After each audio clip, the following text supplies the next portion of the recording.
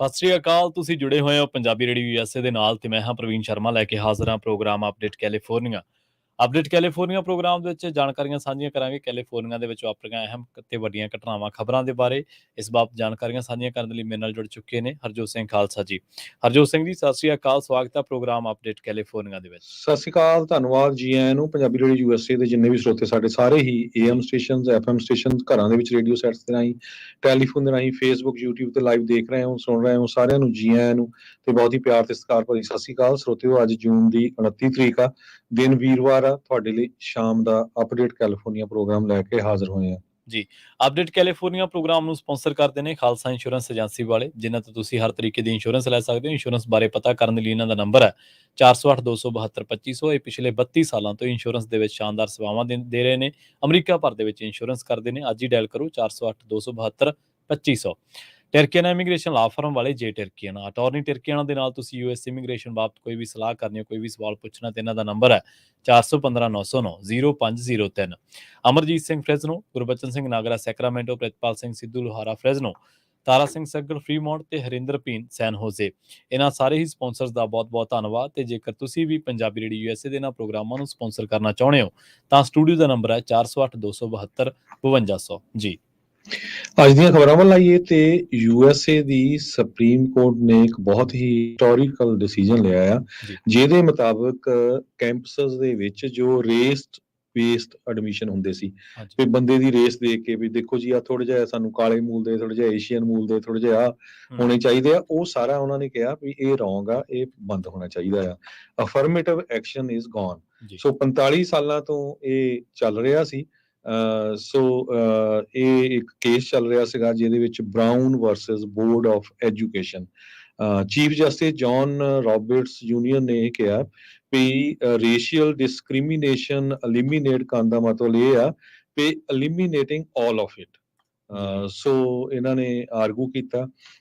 ਸੋ ਪਿਛਲੇ ਸਮੇਂ ਤੋਂ ਇਹ ਬਹੁਤ ਵੱਡਾ ਕੇਸ ਸੀ, ਖਾਸ ਕਰਕੇ ਏਸ਼ੀਅਨ ਮੂਲ ਦੇ ਲੋਕਾਂ ਦਾ, ਕਿਉਂਕਿ ਨਿਆਣੇ ਏਸ਼ੀਅਨ ਮੂਲ ਦੇ ਹਾਰਡ ਵਰਕ ਬਹੁਤ ਕਰਦੇ ਆ, ਸਮਾਰਟ ਹੁੰਦੇ, ਸੋ ਉਹਨਾਂ ਦੀ ਗਿਣਤੀ ਜ਼ਿਆਦਾ ਹੋ ਜਾਂਦੀ ਤੇ ਉਹਨਾਂ ਨੂੰ ਕਈ ਵਾਰ ਐਡਮਿਸ਼ਨ ਨਹੀਂ ਮਿਲਦਾ ਸੀ। ਉਹ ਕਹਿੰਦੇ ਸੀ ਵੀ ਅਸੀਂ ਬਾਕੀ ਹੋਰ ਕਮਿਊਨਿਟੀਆਂ ਦੇ ਜਿਹੜੇ ਆ ਉਹ ਡਿਵਰਸੀਫਿਕੇਸ਼ਨ ਉੱਥੇ ਕਰਨੀ ਹੈਗੀ, ਉਹਨਾਂ ਦੇ ਸਟੂਡੈਂਟਸ ਨੂੰ ਰੱਖਣਾ ਹੈਗਾ ਆ।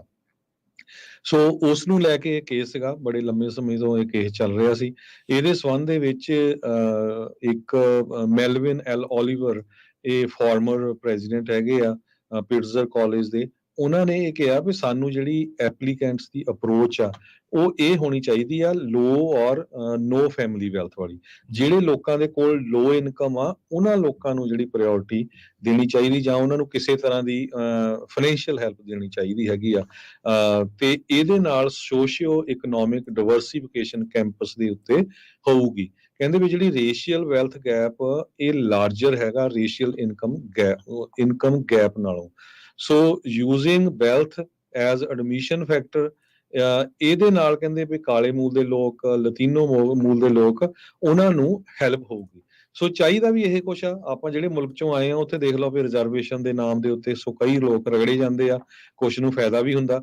ਪਰ ਅਮਰੀਕਾ ਦੀ ਸੁਪਰੀਮ ਕੋਰਟ ਨੇ ਕਲੀਅਰਲੀ ਡਿਸੀਜਨ ਦੇ ਦਿੱਤਾ ਵੀ ਕਿਸੇ ਦੇ ਰੇਸ ਦੇ ਬੇਸ ਦੇ ਉੱਤੇ ਯੂਨੀਵਰਸਿਟੀ ਦੇ ਵਿੱਚ ਐਡਮਿਸ਼ਨ ਨਹੀਂ ਹੋ ਸਕਦਾ, ਜੋ ਪਿਛਲੇ 45 ਸਾਲਾਂ ਤੋਂ ਹੋ ਰਿਹਾ ਸੀ। ਜੀ ਜੀ ਜੀ। ਅਗਲੀ ਖਬਰ ਦੇ ਵੱਲ ਵਧੀਏ ਤੇ ਗੱਲ ਕਰੀਏ ਇਸ ਵੇਲੇ ਬੇ ਏਰੀਏ ਦੀ, ਸੈਨ ਫਰਾਂਸਿਸਕੋ ਦੀ, ਖਾਸ ਕਰਕੇ ਹੋਰਨਾਂ ਇਲਾਕਿਆਂ ਦੀ ਜਿੱਥੇ ਟੈਕ ਕੰਪਨੀਆਂ, ਟੈਕ ਵਰਕਰ ਜਿਹੜੇ ਨੇ ਕੰਮ ਕਰਦੇ ਨੇ। ਕਹਿੰਦੇ ਕਿ ਕੈਨੇਡਾ ਨੇ ਹੁਣ ਇੱਕ ਨਵਾਂ ਪਲਾਨ ਜਿਹੜਾ ਉਹ ਬਣਾਇਆ ਕਿ ਇਹਨਾਂ ਜਿਹੜੇ ਟੈਕ ਵਰਕਰਸ ਨੇ ਜਿਹੜੇ ਵੱਖ-ਵੱਖ ਖੇਤਰਾਂ ਦੇ ਵਿੱਚ ਮਾਹਰ ਨੇ ਉਹਨਾਂ ਦੇ ਕੋਲੇ ਅਪਰੋਚ ਕਰਨ ਦਾ। ਅਸਲ ਦੇ ਵਿੱਚ ਕੈਨੇਡਾ ਨੇ ਹੁਣ US ਦੇ ਵਿੱਚ ਜਿਹੜੇ H1B ਵੀਜ਼ਾ ਤੇ ਆਉਂਦੇ ਨੇ ਲੋਕ, ਉਹਨਾਂ ਦੇ ਵਿੱਚੋਂ 10,000 ਦੇ ਲਈ ਇੱਕ ਓਪਨ ਵਰਕ ਪਰਮਿਟ ਜਿਹੜਾ ਉਹ ਜਿਹੜਾ ਪ੍ਰੋਗਰਾਮ ਆ ਉਹ ਲਿਆਂਦਾ, ਜਿਹਦੇ ਤਹਿਤ ਉਹ ਆਪਣੇ ਕਿਸੇ ਵੀ ਪੇਸ਼ੇਵਰਾਨਾ ਖਾਸ ਕਰਕੇ IT ਦੇ ਵਿੱਚ ਉਹ ਕੈਨੇਡਾ ਦੇ ਵਿੱਚ ਅਪਲਾਈ ਕਰ ਸਕਣਗੇ, ਜਿਨ੍ਹਾਂ ਦੇ ਕੋਲੇ ਅਮਰੀਕਾ ਦਾ H1B ਵੀਜ਼ਾ। ਇਹਦੇ ਨਾਲ ਨਾਲ ਉਹਨਾਂ ਦੇ ਪਰਿਵਾਰਾਂ ਨੂੰ ਵੀ ਕੈਨੇਡਾ ਦੇ ਵਿੱਚ ਰਹਿਣ ਦਾ ਜਿਹੜਾ ਮੌਕਾ ਉਹ ਮਿਲੂਗਾ ਤੇ ਬਾਅਦ ਦੇ ਵਿੱਚ ਤੁਸੀਂ ਕੈਨੇਡਾ ਦੇ ਸਥਾਈ ਨਿਵਾਸ ਦੇ ਵਿੱਚ ਉਸ ਨੂੰ ਤਬਦੀਲ ਕਰ ਸਕੋਗੇ। ਅਸਲ ਦੇ ਵਿੱਚ ਇਹ ਕਿਹਾ ਜਾ ਰਿਹਾ ਹੈ ਕਿ ਕੈਨੇਡਾ ਹੁਣ ਜਿਹੜੀ ਵਰਕ ਫੋਰਸ ਹੈ ਬੇ ਏਰੀਆ ਦੇ ਵਿੱਚ, ਖਾਸ ਕਰਕੇ ਟੈਕ ਜਾਇੰਟਸ ਦੇ ਵਿੱਚ, ਗੂਗਲ ਦੇ ਵਿੱਚ, ਫੇਸਬੁੱਕ ਦੇ ਵਿੱਚ ਜਾਂ ਹੋਰ ਵੀ ਜਿੱਥੇ ਕਿਤੇ ਵੀ ਪੇਸ਼ੇਵਰ ਲੋਕ ਕੰਮ ਕਰਦੇ ਨੇ, ਤਾਂ ਉਹਨਾਂ ਨੇ ਹੁਣ 60 ਦਿਨ ਜਿਹੜੇ ਆ ਉਹ ਉਹਨਾਂ ਕੋਲੇ ਹੁੰਦੇ ਨੇ ਜਿਹੜੇ ਲੇ ਆਫ ਹੋ ਜਾਂਦੇ ਨੇ। ਤੇ ਇਹਨਾਂ ਵਾਸਤੇ ਹੁਣ ਕੈਨੇਡਾ ਦਾ ਇਹ ਪ੍ਰੋਗਰਾਮ ਹੈ ਜਿਹੜਾ ਉਹ ਰਾਹਤ ਦੀ ਜਿਹੜੀ ਘੜੀ ਆ ਉਹ ਰਾਹਤ ਵਜੋਂ ਦੇਖਿਆ ਜਾ ਰਿਹਾ। ਦੂਜੀ ਗੱਲ ਇਹ ਹੈ ਕਿ ਜਿਹੜੇ ਇਹ ਐਪਲੀਕੇਸ਼ਨਸ ਨੇ H1B ਵਾਲੇ, ਜਿਹੜੇ H1B ਵੀਜ਼ਾ ਹੋਲਡਰਸ ਨੇ, ਉਹਨਾਂ ਵਾਸਤੇ ਕੈਨੇਡਾ ਨੇ ਜਿਹੜਾ ਪ੍ਰੋਗਰਾਮ ਆ 16 ਜੁਲਾਈ ਤੋਂ ਸ਼ੁਰੂ ਕੀਤਾ ਹੋਇਆ। ਤੇ ਕਿਹਾ ਇਹ ਜਾ ਰਿਹਾ, ਜੇਕਰ ਇਸ ਨੂੰ ਕੈਲੀਫੋਰਨੀਆ ਪਰਸਪੈਕਟਿਵ ਤੋਂ ਦੇਖਿਆ ਜਾਵੇ, ਜੇਕਰ ਇਹਨੂੰ US ਪਰਸਪੈਕਟਿਵ ਤੋਂ ਦੇਖਿਆ ਜਾਵੇ, ਤਾਂ ਜਿਹੜਾ US ਦੇ ਵਿੱਚ ਟੈਲੈਂਟ ਦੂਜੇ ਮੁਲਕਾਂ ਤੋਂ ਆ ਰਿਹਾ ਸੀਗਾ, ਤਾਂ ਹੁਣ ਕੈਨੇਡਾ ਨੇ ਆਉਣ ਵਾਲੇ ਸਮੇਂ ਦੇ ਵਿੱਚ ਇਸ ਯੰਗ ਟੈਲੈਂਟ ਨੂੰ ਆਪਣੇ ਵੱਲ ਨੂੰ ਖਿੱਚਣਾ ਸ਼ੁਰੂ ਕਰ ਦਿੱਤਾ ਹੈ। ਪਰ ਦੂਜੇ ਪਾਸੇ ਕੈਨੇਡਾ ਦੀਆਂ ਆਵਾਸ ਸਕੀਮਾਂ ਨੇ ਜਿਹੜੀਆਂ, ਉਹਨਾਂ ਨੂੰ ਲੈ ਕੇ ਜਿਹੜੇ ਉੱਥੋਂ ਦੇ ਕੈਨੇਡੀਅਨ ਨੇ, ਜਿਹੜੇ ਉੱਥੋਂ ਦੇ ਪੱਕੇ ਲੋਕ ਨੇ, ਉਹ ਅਕਸਰ ਇਸ ਗੱਲ ਦੀ ਆਲੋਚਨਾ ਕਰਦੇ ਰਹਿੰਦੇ ਨੇ। ਸੋ ਹਰ ਚੀਜ਼ ਦੇ ਦੋ ਪਹਿਲੂ ਹੁੰਦੇ ਨੇ। ਪਰ ਹਾਂ, ਉਹਨਾਂ ਲੋਕਾਂ ਦੇ ਲਈ ਇਹ ਜ਼ਰੂਰ ਰਾਹਤ ਦੀ ਖਬਰ ਹੈ ਜਿਹੜੇ ਵੱਡੀਆਂ ਟੈਕ ਕੰਪਨੀਆਂ ਦੇ ਵਿੱਚੋਂ ਲੇ ਆਫ ਹੋ ਚੁੱਕੇ ਨੇ, ਤਾਂ ਉਹ ਜੇਕਰ ਉਹਨਾਂ ਕੋਲ H1B ਵੀਜ਼ਾ ਹੈ ਤਾਂ ਉਹ ਕੈਨੇਡਾ ਦੇ ਵਿੱਚ ਅਪਲਾਈ ਕਰ ਸਕਦੇ ਆ। ਇਹਦੇ ਬਦਲੇ ਉਹਨਾਂ ਦੇ ਪਰਿਵਾਰ ਵੀ ਜਿਹੜੇ ਆ ਉਹ ਉੱਥੇ ਕੈਨੇਡਾ ਦਾ ਵੀਜ਼ਾ ਉਹਨਾਂ ਨੂੰ ਮਿਲੂਗਾ, ਉੱਥੇ ਜਾ ਕੇ ਕੰਮ ਕਰ ਸਕਣਗੇ ਤੇ ਹੋਰ ਵੀ ਜਿਹੜੀਆਂ ਸਹੂਲਤਾਂ ਬਾਅਦ ਦੇ ਵਿੱਚ ਇਸ ਨੂੰ ਸਥਾਈ ਨਿਵਾਸ ਦੇ ਵਿੱਚ ਵੀ ਉਹ ਤਬਦੀਲ ਕਰ ਸਕਣਗੇ। ਇਹਨਾਂ ਗੱਲਾਂ ਦੀ ਜਾਣਕਾਰੀ ਜਿਹੜੀ ਦਿੱਤੀ ਆ ਉਹ ਦਿੱਤੀ ਹੈ ਸੇਨ ਫਰੇਜ਼ਰ, ਜਿਹੜੇ ਕਿ ਕੈਨੇਡਾ ਦੇ ਮਿਨਿਸਟਰ ਆਫ ਇਮੀਗ੍ਰੇਸ਼ਨ ਨੇ। ਜੀ ਜੀ, ਅਗਲੀ ਖਬਰ ਫਰਾਂਸ ਤੋਂ ਆ ਰਹੀ ਹੈ, ਜਿੱਥੇ 180 ਲੋਕਾਂ ਨੂੰ ਅਰੈਸਟ ਕੀਤਾ ਗਿਆ ਹੈ। ਪਿਛਲੀ ਰਾਤ ਤੋਂ ਕਾਫੀ ਵਾਇਲੈਂਟ ਪ੍ਰੋਟੈਸਟ ਉੱਥੇ ਹੋ ਰਿਹਾ ਹੈ ਹੋ ਕਿਉਂਕਿ ਇੱਕ ਟੀਨੇਜਰ ਬੱਚੇ ਨੂੰ ਮਾਰ ਦਿੱਤਾ ਗਿਆ ਸੀ ਨੈਂਟਰੇ ਨਾਮ ਦਾ ਜੋ ਏਰੀਆ ਜੀ ਆ ਪੁਲਿਸ ਵੱਲੋਂ। ਉਹ ਤੋਂ ਬਾਅਦ ਵਾਇਲੈਂਸ ਬਹੁਤ ਜ਼ਿਆਦਾ ਵੱਧ ਗਈ ਆ। 17 ਸਾਲਾਂ ਦੇ ਇਸ ਬੱਚੇ ਨੂੰ ਗੋਲੀ ਮਾਰ ਕੇ ਮਾਰਿਆ ਗਿਆ ਸੀ। ਫਰਾਂਸ ਦਾ ਜੋ ਇੰਟੀਰੀਅਰ ਮਿਨਿਸਟਰ ਆ ਜਰਾਲਡ ਡਰਮਨੀਨ, ਉਹਨਾਂ ਨੇ ਕਿਹਾ ਵੀ 170 ਦੇ ਕਰੀਬ ਪੁਲਿਸ ਆਫੀਸਰ ਵੀ ਫੱਟੜ ਹੋ ਚੁੱਕੇ ਹੈਗੇ ਆ, ਤੇ ਕਹਿੰਦੇ ਵੀ 40,000 ਦੇ ਕਰੀਬ ਪੁਲਿਸ ਉੱਥੇ ਜੀ ਲਾਈ ਗਈ ਹੈਗੀ ਆ। ਫਰਾਂਸ ਇਦਾਂ ਦਾ ਮੁਲਕ ਆ, ਉੱਥੇ ਜਦੋਂ ਪ੍ਰੋਟੈਸਟ ਹੁੰਦੇ ਆ ਤਾਂ ਬਹੁਤ ਵੱਡੀ ਗਿਣਤੀ 'ਚ ਹੁੰਦੇ ਆ। ਅੱਗਾਂ, ਲੁੱਟ ਮਾਰ, ਉੱਥੇ ਬਹੁਤ ਕੁਛ ਚੱਲਦਾ ਆ, ਸੱਟਾਂ ਚੋਟਾਂ ਵੀ ਚੱਲਦੀਆਂ ਹੈਗੀਆਂ। ਸੋ ਉਹਨੂੰ ਦੇਖਦੇ ਹੋਏ ਜੋ ਉੱਥੇ ਦੇ ਪ੍ਰੈਜ਼ੀਡੈਂਟ ਹੈਗੇ, ਉਹਨਾਂ ਨੇ ਇਹ ਕਿਹਾ ਵੀ ਅਸੀਂ 40,000 ਦੇ ਕਰੀਬ ਪੁਲਿਸ ਆਫੀਸਰਸ ਲਾ ਰਹੇ ਆ ਤਾਂ ਕਿ ਇਹ ਜੋ ਪ੍ਰੋਟੈਸਟ ਆ ਹੋਰ ਜ਼ਿਆਦਾ ਨਾ ਵੱਧ ਸਕਣ। ਜੀ, ਅਗਲੀ ਖਬਰ ਫ੍ਰੈਜ਼ਨੋ ਦੀ ਹੈ। ਫ੍ਰੈਜ਼ਨੋ ਦੇ ਵਿੱਚ ਹੁਣ ਫ੍ਰੈਜ਼ਨੋ ਨੂੰ ਜਿਹੜਾ ਕੈਲੀਫੋਰਨੀਆ ਦਾ ਬਜਟ ਹੈ, ਇਹਦੇ ਵਿੱਚ 250 ਮਿਲੀਅਨ ਦੀ ਜਿਹੜੀ ਕਮਿਟਮੈਂਟ ਆ ਉਹ ਹੋਈ ਹੈ। ਇਹ ਜਿਹੜਾ ਪੈਸਾ ਇਹ ਡਾਊਨਟਾਊਨ ਤੇ ਖਾਸ ਕਰਕੇ ਜਿਹੜੇ ਹਿਸਟੋਰੀਕਲ ਪਲੇਸਿਸ ਨੇ ਉਹਨਾਂ ਨੂੰ ਉਹਨਾਂ ਦੇ ਉੱਤੇ ਖਰਚਣ ਦੇ ਵਿੱਚ ਜਿਹੜਾ ਉਹ ਲਗਾਇਆ ਜਾਊਗਾ ਤੇ ਵੱਖ-ਵੱਖ ਜਿਹੜੇ ਖੇਤਰ ਨੇ ਉਹਨਾਂ ਦੇ ਵਿੱਚ ਨਿਵੇਸ਼ ਵੀ ਕੀਤਾ ਜਾਣਾ, ਪਰ ਹਾਊਸਿੰਗ ਦੇ ਉੱਤੇ ਵੀ ਜਿਹੜਾ ਫੋਕਸ ਆ ਉਹ ਰਹੂਗਾ। ਕਿਹਾ ਜਾ ਰਿਹਾ ਕਿ ਡਾਊਨਟਾਊਨ ਦੇ ਵਿੱਚ ਵਾਧੂ ਜਿਹੜਾ 7500 ਹਾਊਸਿੰਗ ਯੂਨਿਟਾਂ ਨੂੰ ਜੋੜਨ ਦਾ ਟੀਚਾ ਹੈ, ਜਿੱਥੇ ਕਿ ਇਸ ਸਮੇਂ ਸਿਰਫ 3000 ਲੋਕ ਰਹਿੰਦੇ ਨੇ ਤੇ ਕੰਮ ਹੋਊਗਾ ਡਾਊਨਟਾਊਨ ਇਲਾਕਿਆਂ ਦੇ ਵਿੱਚ ਪਲੰਬਿੰਗ ਦੇ ਵਿੱਚ, ਆਵਾਜਾਈ, ਲਾਈਟਸ, ਸਟਰੀਟ ਲਾਈਟਸ ਤੇ ਹੋਰ ਜਿਹੜੇ ਲੋਕਾਂ ਨੂੰ ਇਹਨਾਂ ਇਲਾਕਿਆਂ ਦੇ ਵਿੱਚ ਆਕਰਸ਼ਿਤ ਕਰਨ ਦੇ ਲਈ ਡਾਊਨਟਾਊਨ ਨੂੰ ਕਹਿੰਦੇ ਕਿ ਇੱਕ ਵਧੀਆ ਜਿਹੜੀ ਲੋਕ ਆ ਉਹ ਦੇਣੀ ਹੈ। ਤੇ ਸੈਨੇਟਰ ਨੇ ਜਿਹੜੇ ਅੰਨਾ ਕੈਬਲੇਰੋ, ਉਹਨਾਂ ਨੇ ਇਹ ਗੱਲ ਕਹੀ ਹੈ ਕਿ ਇਹ ਜਿਹੜੇ ਫੰਡ ਹੋਣਗੇ ਸ਼ਹਿਰ ਨੂੰ, ਖਾਸ ਕਰਕੇ ਡਾਊਨਟਾਊਨ ਦੇ ਇਲਾਕਿਆਂ ਨੂੰ ਸੁੰਦਰ ਬਣਾਉਣ ਦੇ ਲਈ ਖਰਚ ਕੀਤੇ ਜਾਣਗੇ। ਤੇ ਹੁਣ ਉਹਨਾਂ ਨੇ ਇਹ ਕਿਹਾ ਕਿ ਇਹ ਪੈਸਾ ਕਦੋਂ ਮਿਲੂਗਾ ਇਹਦੇ ਬਾਰੇ ਹਲੇ ਕੁਝ ਕਹਿਣਾ ਕਹਿ ਤਾਂ ਨਹੀਂ ਸਕਦੇ ਕਦੋਂ ਅਲਾਟ ਹੋਣਾ, ਕਦੋਂ ਮਿਲਣਾ, ਪਰ ਹਾਂ ਕਮਿਟਮੈਂਟ ਜ਼ਰੂਰ ਹੋ ਗਈ ਹੈ। ਪਰ ਗਵਰਨਰ ਨਿਊਜ਼ਮ ਨੇ ਇਸ ਬਜਟ ਦੇ ਵਿੱਚ ਇਹਨੂੰ ਰੱਖਿਆ ਜ਼ਰੂਰ ਹੈ ਕਿ ਇਹ ਜਿਹੜਾ ਪੈਸਾ ਫ੍ਰੈਜ਼ਨੋ ਦੇ ਵਿੱਚ ਖਰਚ ਕੀਤਾ ਜਾਣਾ ਹੈ। ਫ੍ਰੈਜ਼ਨੋ ਅਕਸਰ ਹੀ, ਜੇ ਆਪਾਂ ਗੱਲ ਕਰੀਏ ਤਾਂ ਅਕਸਰ ਹੀ ਵਾਧੇ ਹੋਏ ਕ੍ਰਾਈਮ ਤੇ ਹੋਮਲੈਸਨੈਸ ਕਰਕੇ ਅੱਜ ਕੱਲ੍ਹ ਸੁਰਖੀਆਂ ਦੇ ਵਿੱਚ ਰਹਿੰਦਾ। ਸ਼ੂਟਿੰਗ ਦੀਆਂ ਕੋਈ ਨਾ ਕੋਈ 1-2 ਵਾਰਦਾਤਾਂ ਜਿਹੜੀਆਂ ਉਹ ਫ੍ਰੈਜ਼ਨੋ ਦੇ ਵਿੱਚ ਅਕਸਰ ਹੀ ਸੁਣਨ ਨੂੰ, ਵੇਖਣ ਨੂੰ, ਖਬਰਾਂ ਦੇ ਵਿੱਚ ਸ਼ੇਅਰ ਕਰਨ ਨੂੰ ਉਹ ਜਿਹੜੀਆਂ ਮਿਲਦੀਆਂ ਰਹਿੰਦੀਆਂ ਨੇ। ਜੀ, ਅਗਲੀ ਖਬਰ ਈਡੀਡੀ ਦੇ ਸੰਬੰਧ ਦੇ ਵਿੱਚ ਆ। ਜਿਹੜੇ ਲੋਕ ਅਨਪਲਾਇਮੈਂਟ ਬੈਨੀਫਿਟਸ ਲੈਂਦੇ ਆ ਉਹਨਾਂ ਨੂੰ ਪਿਛਲੇ ਸੋਮਵਾਰ ਤੋਂ ਕਾਫੀ ਮੁਸ਼ਕਲ ਆ ਰਹੀ ਆ ਕੈਲੀਫੋਰਨੀਆ ਦੇ ਵਿੱਚ, ਕਿਉਂਕਿ ਕੈਲੀਫੋਰਨੀਆ ਇੰਪਲਾਇਮੈਂਟ ਡਿਵੈਲਪਮੈਂਟ ਡਿਪਾਰਟਮੈਂਟ ਨੇ ਇੱਕ ਨਵਾਂ ਵੈਬਸਾਈਟ ਮਾਈ ਈਡੀਡੀ ਕਰਕੇ ਸ਼ੁਰੂ ਕੀਤਾ ਆ। ਜੋ ਪੁਰਾਣਾ ਜੋ ਉਹਨਾਂ ਦਾ ਵੈਬਸਾਈਟ ਸੀ, ਉਹ ਉਹਨਾਂ ਨੇ BPO, ਜਿਹਨੂੰ ਬੈਨੀਫਿਟ ਪ੍ਰੋਗਰਾਮ ਆਨਲਾਈਨ ਕਰਕੇ ਜਾਣਿਆ ਜਾਂਦਾ ਸੀ, ਉਹ ਚੇਂਜ ਕੀਤਾ। ਪਰ ਜਦੋਂ ਹੀ ਇਹ ਚੇਂਜ ਕੀਤਾ ਤੇ ਬਹੁਤ ਸਾਰੇ ਲੋਕ ਲੌਗ ਇਨ ਨਹੀਂ ਕਰ ਸਕਦੇ ਹੈਗੇ। ਹੁਣ ਲੋਕ ਕਹਿੰਦੇ ਆ ਵੀ ਅਸੀਂ ਬਿੱਲ ਦੇਣੇ ਆ ਤੇ ਅਸੀਂ ਬਿੱਲ ਨਹੀਂ ਦੇ ਸਕਦੇ, ਸਾਨੂੰ ਬੈਨੀਫਿਟਸ ਨਹੀਂ ਮਿਲ ਰਹੇ। ਪਰ ਈਡੀਡੀ ਡਿਪਾਰਟਮੈਂਟ ਕੈਲੀਫੋਰਨੀਆ ਦੀ ਇਦਾਂ ਦੀ ਆ ਜਿੱਥੇ ਸਭ ਤੋਂ ਵੱਡਾ ਫਰਾਡ ਹੋਇਆ ਸੀ। $20 ਬਿਲੀਅਨ ਦੇ ਕਰੀਬ ਲੋਕ ਮਰੇ ਹੋਏ ਜੇਲ੍ਹਾਂ ਦੇ ਵਿੱਚ ਜਿਹੜੇ ਸੀਗੇ, ਉਹਨਾਂ ਦੇ ਨਾਮ ਦੇ ਉੱਤੇ ਵੀ ਈਡੀਡੀ ਕੋਰੋਨਾ ਵਾਇਰਸ ਦੇ ਦੌਰਾਨ ਕਲੈਕਟ ਕਰਦੇ ਰਹੇ। ਜੀ। ਸੋ ਸੋਸ਼ਲ ਮੀਡੀਆ ਦੇ ਉੱਤੇ ਬਹੁਤ ਸਾਰੇ ਕਈ ਯੂਜ਼ ਕਰਦੇ ਆ। ਉਹਨਾਂ ਨੇ ਕਮੈਂਟ ਪਾਏ ਆ ਵੀ ਸਾਡਾ ਇਸ ਟਾਈਮ ਦੇ ਉੱਤੇ ਬੁਰਾ ਹਾਲ ਆ ਜੀ, ਸਾਨੂੰ ਸਟੇਟ ਪੈਸੇ ਨਹੀਂ ਦੇ ਸਕਦੀ। ਸੋ ਇਹੀ ਪ੍ਰੋਬਲਮ ਹੁੰਦੀ ਆ ਵੀ ਜਦੋਂ ਗਵਰਨਮੈਂਟ ਆਪਣੇ ਕੰਟਰੋਲ 'ਚ ਕੁਛ ਲੈਂਦੀ ਆ ਤੇ ਗਵਰਨਮੈਂਟ ਦੇ ਜਿਹੜੇ ਆਫਿਸਰਸ ਆ ਉਹ ਕਿਉਂ ਨਹੀਂ ਵਧੀਆ ਤਰੀਕੇ ਨਾਲ ਰਨ ਕਰ ਸਕਦੇ, ਜਦੋਂ ਅਮਰੀਕਾ ਦੇ ਵਿੱਚ ਇਹੋ ਜਿਹੀਆਂ ਵੱਡੀਆਂ-ਵੱਡੀਆਂ ਕੰਪਨੀਆਂ ਮਾਈਕਰੋਸਾਫਟ, ਐਪਲ, ਗੂਗਲ ਵਰਗੀਆਂ ਹੈਗੀਆਂ ਆ, ਤੇ ਇਹ ਕਿਉਂ ਇਹਨਾਂ ਨਾਲ ਏਦਾਂ ਸਿਸਟਮ ਹੁੰਦਾ ਆ। ਹਰ ਵਾਰੀ ਅੱਛਾ ਕੋਈ ਵੀ ਡਿਪਾਰਟਮੈਂਟ ਲੈ ਲਓ, ਉਹਨਾਂ 'ਚ ਇਹੀ ਪ੍ਰੋਬਲਮ ਹੁੰਦੀ ਹੈਗੀ ਆ। ਸੋ ਲੋਕ ਅਪਸੈਟ ਬਹੁਤ ਆ, ਕਾਲਾਂ ਵੀ ਕਰਦੇ ਆ ਤੇ ਕਾਲਾਂ ਉਹ ਚੱਕਦੇ ਨਹੀਂ ਹੈਗੇ।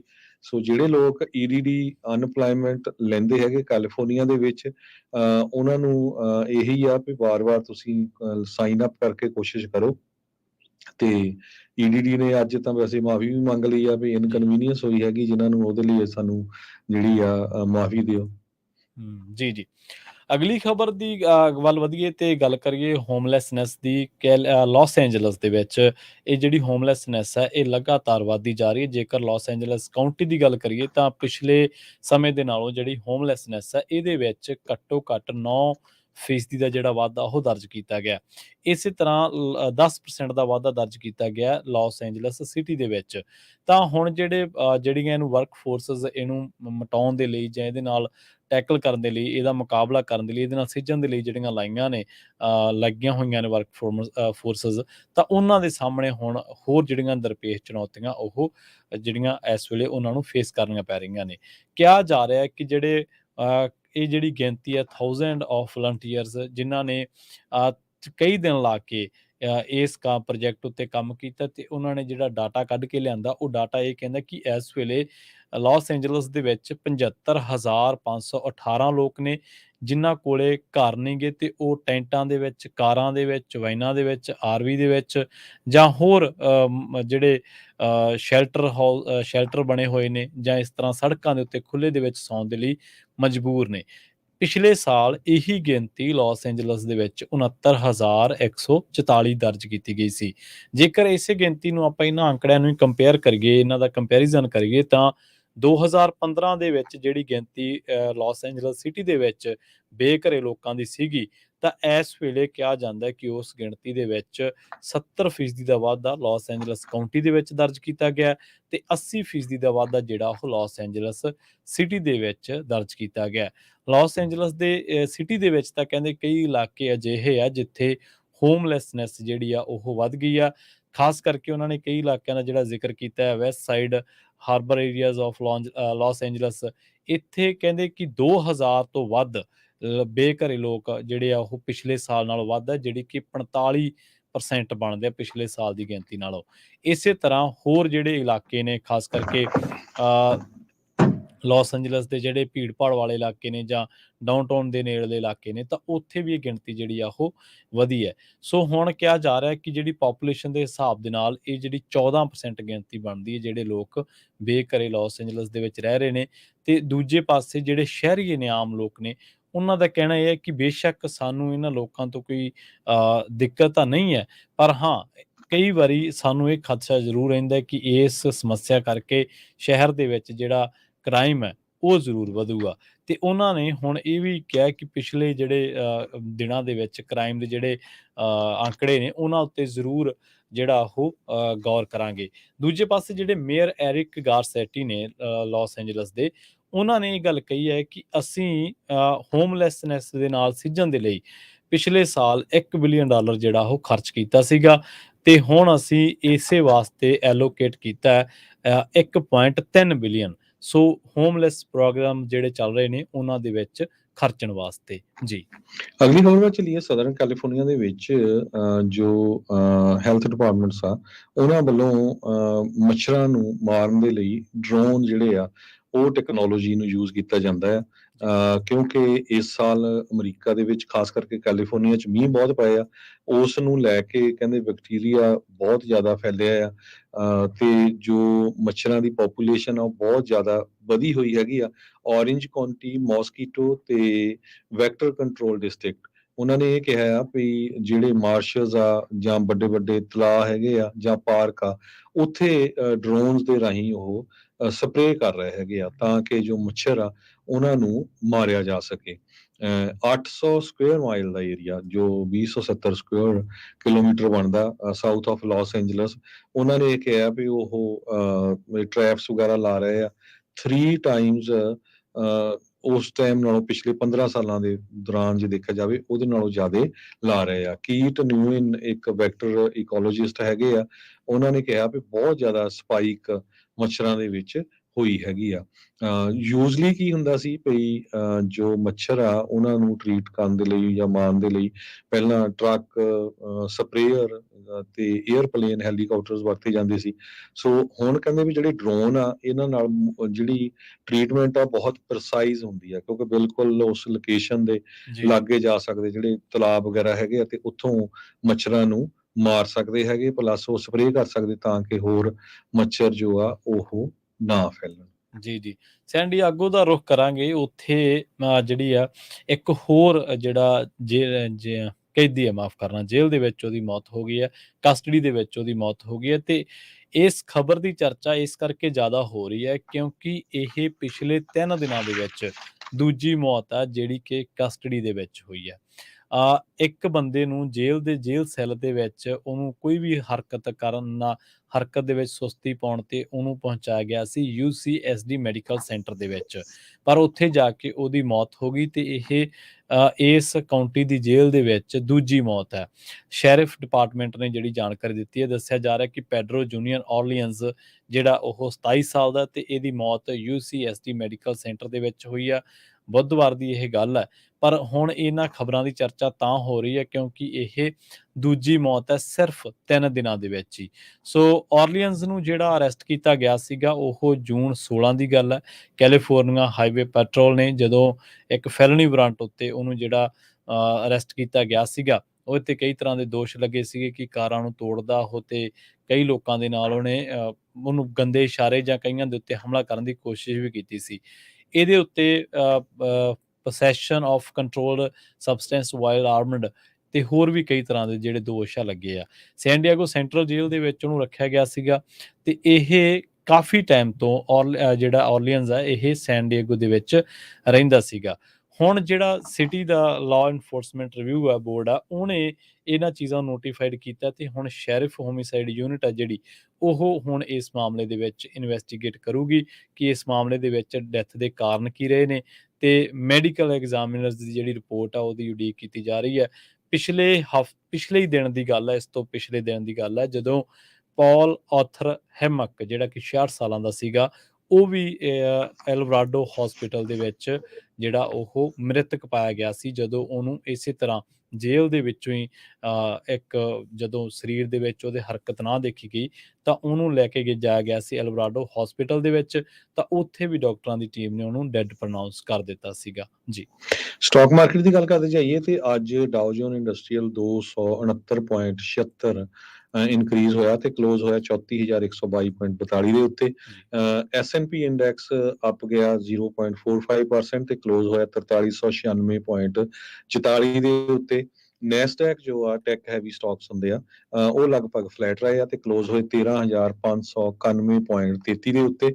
ਤੇ ਜੇ ਆਪਾਂ ਕਰੰਸੀ ਦੀ ਗੱਲ ਕਰਦੇ ਜਾਈਏ, ਇੱਕ $1 ਦੇ ਬਰਾਬਰ ਇੰਡੀਆ ਦੇ 82 ਰੁਪਏ ਤੇ 8 ਪੈਸੇ ਰਹੇ ਆ। ਇੱਕ $1 ਦੇ ਬਰਾਬਰ ਪਾਕਿਸਤਾਨ ਦੇ 286 ਰੁਪਏ ਤੇ 50 ਪੈਸੇ। ਇੱਕ $1 ਦੇ ਬਰਾਬਰ ਕੈਨੇਡਾ ਦੇ $1 ਤੇ 33 ਸੈਂਟ। ਜੀ ਸੋ ਇੱਥੇ ਹੀ ਪ੍ਰੋਗਰਾਮ ਅਪਡੇਟ ਕੈਲੀਫੋਰਨੀਆ ਨੂੰ ਸਮਾਪਤ ਕਰਦੇ ਹਾਂ। ਸਮਾਂ ਇਜਾਜ਼ਤ ਨਹੀਂ ਦਿੰਦਾ। ਪੰਜਾਬੀ ਰੇਡੀਓ USA ਦਾ ਅਗਲਾ ਪ੍ਰੋਗਰਾਮ ਤੁਸੀਂ ਗੁਰਬਾਣੀ ਸਰਵਣ ਕਰੋਗੇ ਤੇ ਇਹਦੇ ਨਾਲ ਇੱਕ ਜਿਹੜੀ ਜਾਣਕਾਰੀ ਉਹ ਪੰਜਾਬੀ ਰੇਡੀਓ USA ਦੇ ਸਰੋਤਿਆਂ ਦੇ ਨਾਲ ਸਾਂਝੀ ਕਰਦੇ ਚੱਲੀਏ ਕਿ ਘਰਾਂ ਦੇ ਵਿੱਚ ਚੱਲਣ ਵਾਲੇ ਜਿਹੜੇ ਰੇਡੀਓ ਸੈੱਟ ਹੈ ਉਹ ਪੰਜਾਬੀ ਰੇਡੀਓ USA ਤੇ ਇਸ ਵੇਲੇ ਅਵੇਲੇਬਲ ਨੇ। ਪੰਜਾਬੀ ਰੇਡੀਓ USA ਦਾ ਸਟੂਡੀਓ ਦਾ ਨੰਬਰ 408-272-5200 ਡਾਇਲ ਕਰਕੇ ਤੁਸੀਂ ਜਿਹੜੇ ਘਰਾਂ ਦੇ ਵਿੱਚ ਚੱਲਣ ਵਾਲੇ ਰੇਡੀਓ ਸੈੱਟ ਆ ਉਹ ਮੰਗਵਾ ਸਕਦੇ ਹੋ। ਜੀ ਹਰਜੋਤ ਸਿੰਘ ਜੀ ਲਈਏ ਜੀ ਇਜਾਜ਼ਤ ਜੀ। ਸੋ ਮੇਰੇ ਹਰਜੋਤ ਸਿੰਘ ਵੱਲੋਂ ਤੇ ਪ੍ਰਵੀਨ ਸ਼ਰਮਾ ਵੱਲੋਂ ਤੁਹਾਨੂੰ ਸਾਰਿਆਂ ਨੂੰ ਬਹੁਤ ਹੀ ਪਿਆਰ ਤੇ ਸਤਿਕਾਰ ਭਰੀ ਸਤਿ ਸ੍ਰੀ ਅਕਾਲ ਤੇ ਸੁਣਦੇ ਰਹੋ ਪੰਜਾਬੀ ਰੇਡੀਓ USA।